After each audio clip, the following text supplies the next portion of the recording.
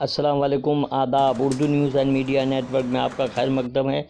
पेश खिदमत है उर्दू अखबारात की झलकियाँ। रोज़नामा उर्दू टाइम्स की शह सुर्खी। आज वोटों की गिनती। वाराणसी और मेरठ के डीएम हटाए गए। क्या इंतखाबी कमीशन बीजेपी हुकूमत की कठपुतली है? यूक्रेन जंग का असर हिंदुस्तानी मईशत पर पड़ेगा। वोटों की गिनती में धांधली हुई तो माहौल ख़राब होगा। रूस ईरानी जौहरी माहदे को सबोताज करने से बाज रहे। America, European union golden passport पर पाबंदी आयद कर सकती है। शरद पवार का बयान, हुकूमत को गैर मुस्तकम करने में नाकामी बीजेपी की बौखलाहट की वजह। स्पीकर के इंतखाब में रुकावटें डालने वालों को हाई कोर्ट का तमाचा। जावेद अख्तर का कंगना के खिलाफ हतक इज्जत का मुकदमा।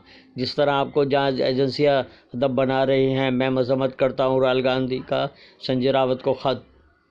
आज उत्तर प्रदेश हुकूमत के साथ साथ एग्जिट पोल का भी फैसला। खुसूसी मजमून मुंबई म्यूनसिपल एडमिनिस्ट्रेटर के हवाले। उर्दू टाइम्स का रोज़नामा मुंबई उर्दू न्यूज़ ने शह सुर्खी लगाई है।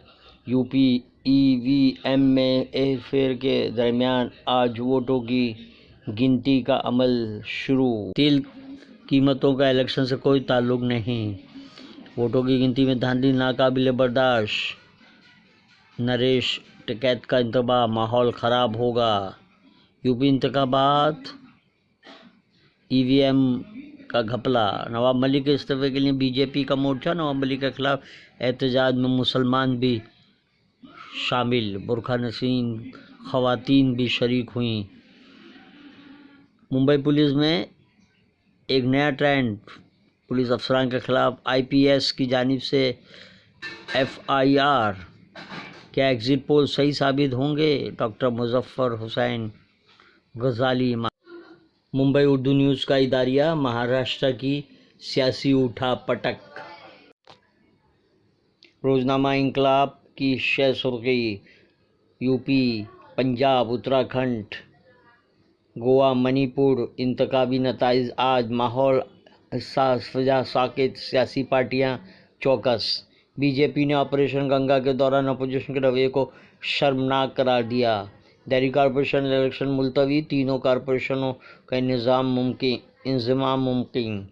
अदालत नवाब मलिक को राहत देने की अपील। जल्दी माहिम दरगाह की ज़ियारत ऑनलाइन की जा सकेगी। मोदी जी बैनुल सतूर को भी पढ़िए। खालिद शेख का मजमून।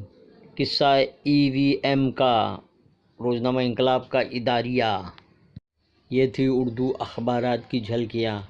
आपसे गुजारिश है, चैनल को सब्सक्राइब कीजिए, लाइक कीजिए, शेयर कीजिए और अपना कीमती मशरों से नवाजते हुए कमेंट्स करना भी ना भूलें। अल्लाह हाफिज़।